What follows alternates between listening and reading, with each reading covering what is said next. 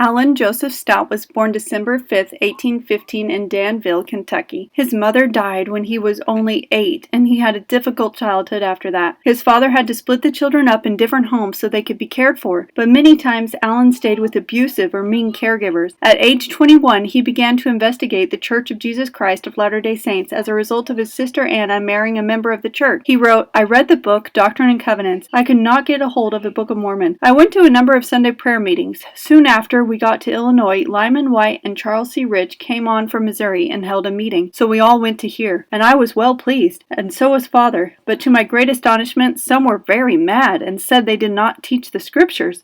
But I knew better, for I was well acquainted with the Bible." After 2 months of study, he and his father followed his sister's family to far west Caldwell County, Missouri. About 6 months later, he was baptized on April 22, 1838. This was a time of great apostasy and persecution in the church. At the time of Allen's baptism, he was a sick man. He had suffered from a chest complaint, fever sores, and other chronic skin diseases. He wrote that after Charles C. Rich baptized him, "It seemed to me that I could almost rise and fly. As soon as I was immersed, I felt relieved of a seemingly great weight, and as I went home I felt as though I could almost walk and not touch the ground. I had the elders anoint me, and I was healed of both my breath complaint and fever sores, and after the bone had been knacked all winter on in my leg." At age 22, he was a member of the Danite Band, the church's defensive army. He endured being driven out of far west Missouri and the many mobs there. At the young age of 24, Allen was called on a mission. He was set apart by Hiram Smith. April 20th, 1840, he left Nauvoo on foot to go south. He said he went to try to preach the gospel, young and unlearned as I was, but I never spoke in public in my life. I did call on the Lord for strength and wisdom to enable me to perform my mission, with an eye single to his glory. A letter was written to Allen from Hosea, reporting the sad news that the prophet Joseph was in danger, and Allen hastened back to Nauvoo. Hosea was Allen's brother. Back in Nauvoo, Allen worked as a carpenter, a fisherman, and received a commission as 3rd lieutenant in the Nauvoo Legion, October 20th, 1842. At the age of 27, he married his wife, Elizabeth Anderson. Allen was also a teacher in the Mason's Lodge. On July 8, 1843, Allen was promoted to captain, 1st Company, Nauvoo Legion. While Allen was serving as bodyguard to the prophet Joseph, they saw a man coming toward them. When he was near, the prophet said to Allen,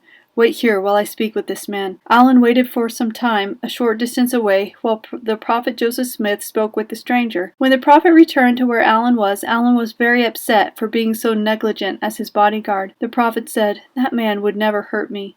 He was John the Revelator."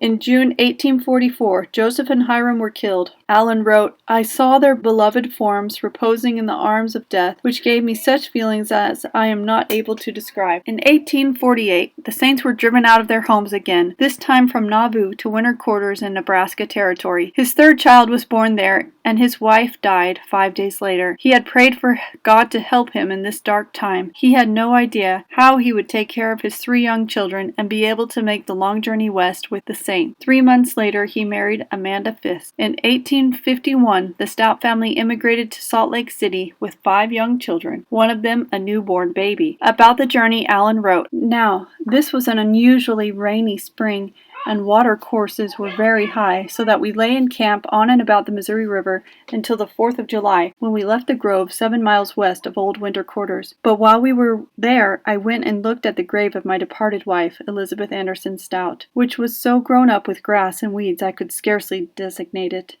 We were in Alfred Corden's company of 50, and I was in my father-in-law's, Miles Anderson's, company of 10. Now, in consequence of the high waters, we set out on the 4th of July to head the Elkhorn River, which was overflowed from bluff to bluff, so that we traveled 150 miles out of our way to get round that river.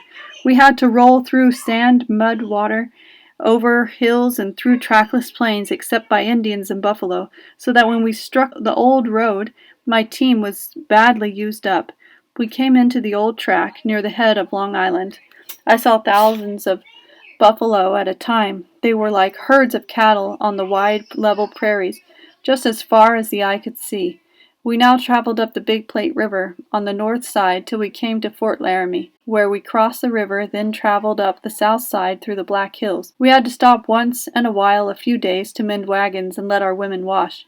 My health was very bad, so that I had to hire my share of guarding the stock. When we struck the Sweetwater, at what is called Independence Rock, My wife was taken with inflammatory rheumatism and was not able to get out of the wagon until we got to the valley, so I had to cook for my family, tend on a sick wife and 5 babes, and manage my team, but still paid for my share of guarding. So we rolled on up to the North Fork of the Sweetwater River, where my wagon broke down and I had to cache my freight and go and leave it, which consisted of 20 plows.